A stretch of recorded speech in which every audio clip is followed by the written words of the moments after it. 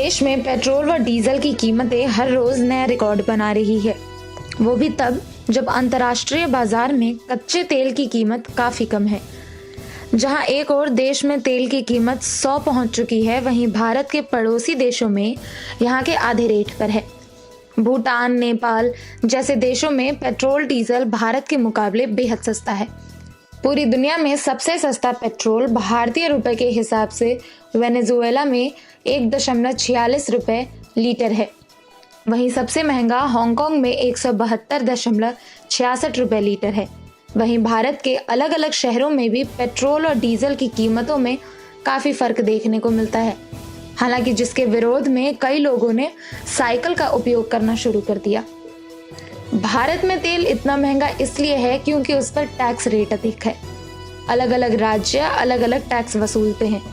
केंद्र सरकार के एक्साइज ड्यूटी लगाने के अलावा राज्य सरकार भी वैट यानी वैल्यू एडेड टैक्स लगाती है।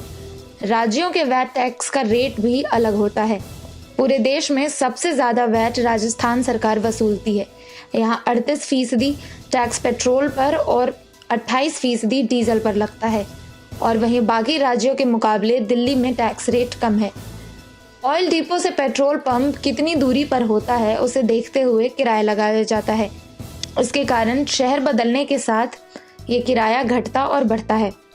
तेल पर लगने वाले टैक्स और वैट की बात करें तो भारत में यह करीब 69% लगता है। वहीं अमेरिका में 19, जापान में 47, ब्रिटेन में 62, फ्रांस में 63 और जर्मनी में 65% टैक्स और वैट लगता है। राजधानी नई दिल्ली में 1 जनवरी से 17 फरवरी के बीच गैस, पेट्रोल व डीजल के दामों में बढ़ोतरी हुई है।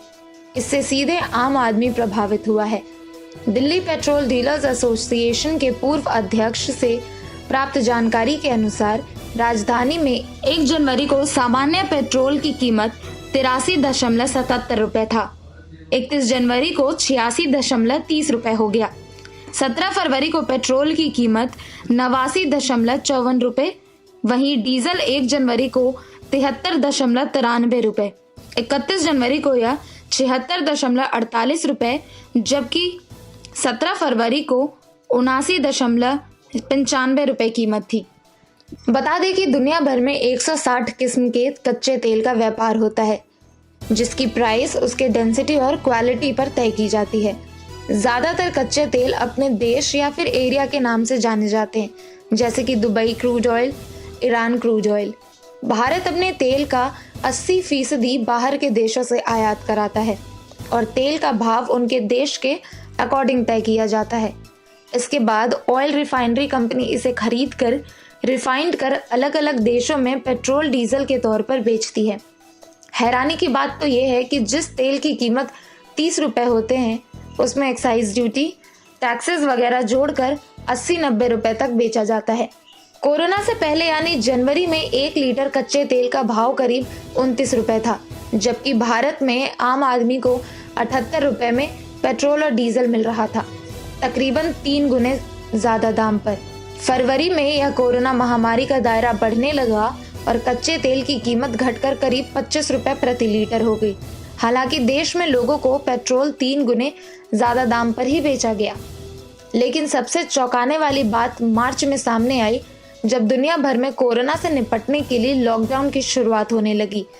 तब क्रूड ऑयल की कीमत 29 रुपए प्रति लीटर से घटकर 16 रुपए पर आ गई, जबकि आम आदमी के लिए देश में पेट्रोल की कीमत महज 5 रुपए कम हुआ। अप्रैल 2020 में कच्चे तेल की कीमत में भारी गिरावट आई और यह 10 रुपए प्रति लीटर के नजदीक पहुंच गया। लॉकडाउन के बाद क्रूड ऑयल की कीमत इस साल में जनवरी में 25 रुपए प्रति लीटर हो गई, लेकिन ग्राहकों को पेट्रोल के लिए फिर भी 87.57 रुपए प्रति लीटर की दर चुकानी पड़ रही है।